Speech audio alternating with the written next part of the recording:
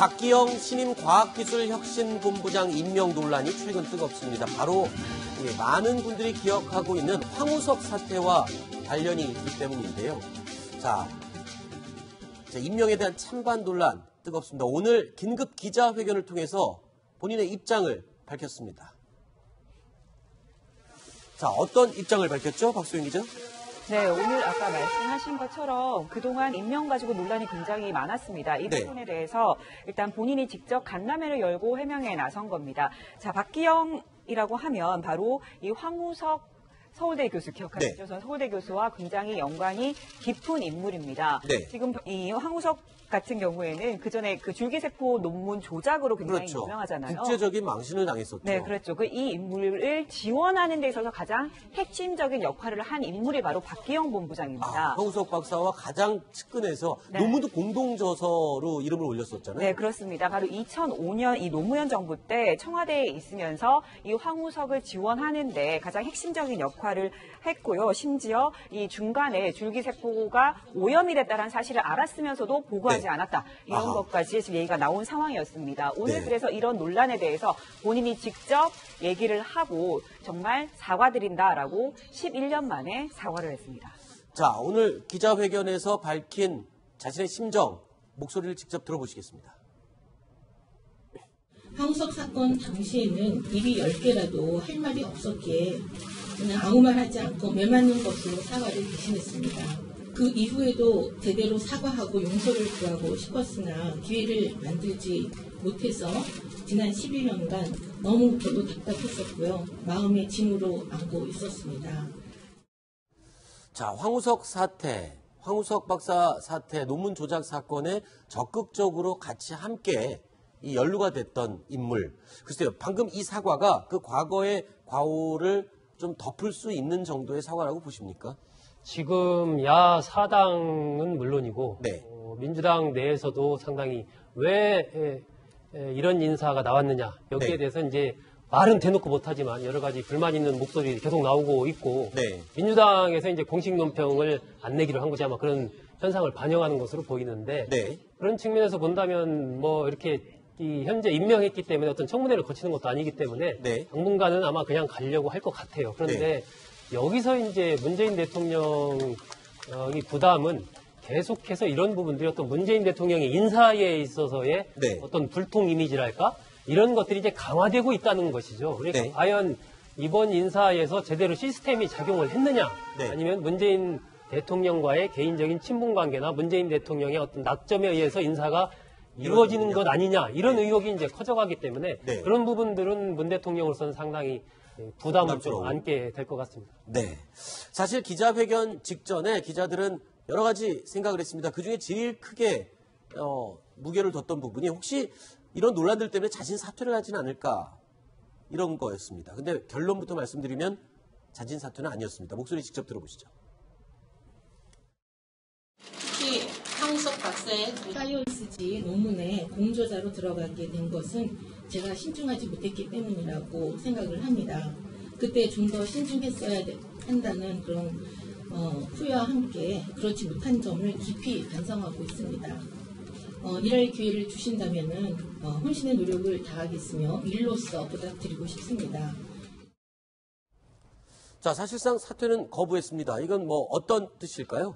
네, 일각 굉장히 논란이 많았습니다. 자, 자진 사퇴 아니냐 이런 얘기 많았는데 오늘은 완전 그거 예상을 뒤집었습니다. 간담회를 한다고 할 때부터 간담회를 한다. 그렇다면 기자들과 얘기를 나누겠다는 것인데 그러면 자진 사퇴가 아닌 게 아니냐라는 전망이 나왔었는데 그 예측이 맞았던 거죠. 지금 보신 것처럼 구국의 정으로 나라를 위해서 일할 기회를 달라. 지금 이렇게 얘기를 했습니다. 구국의 정 굉장히 요즘에 잘 쓰지도 않는 말인데 그런 말을 들어가면서 지금 계속 일을 하겠다는 건데요. 일단 이 본부장이라는 자리가 인사청 어쨌든 뭐 청문회를 거치는 자리도 아니고 그러다 보니까 대통령이 임명을 강행하면 그냥 가는 자리입니다. 그러니까 자기는 이 대통령의 인사권이기 때문에 그대로 이 자리를 대통령이 임명해주면 하겠다는 뜻을 재차 밝힌 셈입니다. 그래서 기자들이 오늘 조금 전에 NSC 그 브리핑을 할 때 그러면 이제 박 본부장은 어떻게 되는 거냐 이렇게 물어봤더니 청와대에서는 어쨌든 박 본부장이 해명할 기회를 가졌기 때문에 그 이후에 여론의 추이를 본 다음에 임명을 어떻게 할지 결정하겠다. 이런 입장을 밝혔습니다. 네.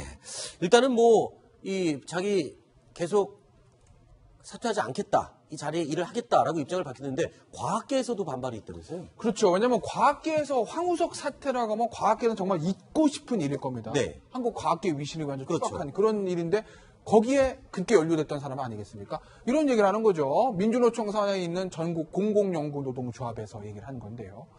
개혁해야 할 자리에 개혁 대상이 명의됐다.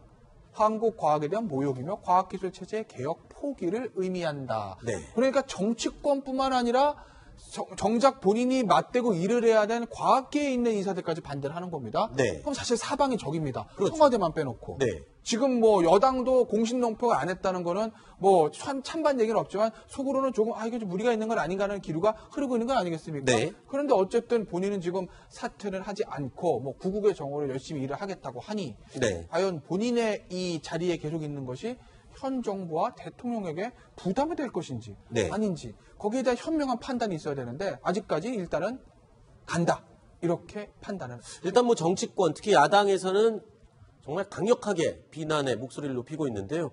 직접 들어보시죠. 박기영 본부장은 소위 황우석 사태에서 엄청난 책임을 지고 있는 사람입니다.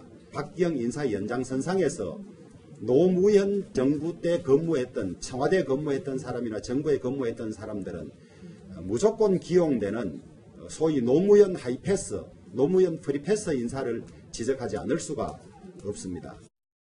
박기영 본부장 임명은 책임을 져버린 황우석 고양이에게 과학기술의 미래라는 생선 가게를 맡긴 꼴이 아닌지 문재인 정부가 박기영 본부장을 중용해 황우석 교수에게 면죄부라도 줄 셈인지 묻고 싶습니다.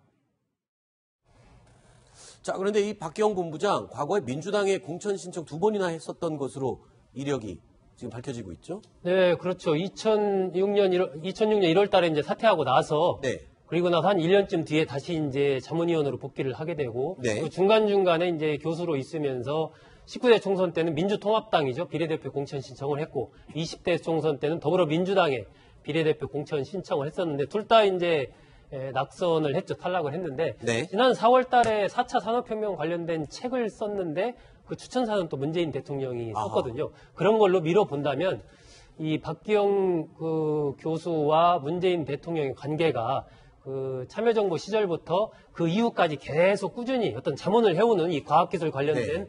그런 부분에서 중요한 역할을 좀 마쿠에서 해왔지 않나 하는 그런 짐작을 좀 가능하게 합니다. 네, 네. 지금 이력을 보면 아까 지금 박기영 본부장 같은 경우에는 기자회견에서 11년간 참 답답한 심정이었다 이렇게 얘기를 네. 하지 않았습니까? 그런데 활동을 보면 정치 활동을 계속합니다. 아하. 이런 걸 보면 과연 답답한 사람의 심정이었나 그게 자중을 하는 모습이고 이 황우석 사태에 대해서 책임을 지는 모습이었냐 이런 부분에 대해서 굉장히 회의적이라고 좀 볼 수가 있는 거죠. 네. 여론의 추이를 보고 결정을 한다고 하니까 근데 지금 그 간담회에 대해서 여론의 추이가 그렇게 좋은 것 같지는 않은 상황이어서 네. 청와대의 선택을 좀 지켜봐야 할 것 같습니다. 알겠습니다. 자, 5가지 이야기 살펴봤습니다. 6번째 소식으로 이어가 보겠습니다. 오늘의 5위로 꼽은 소식입니다.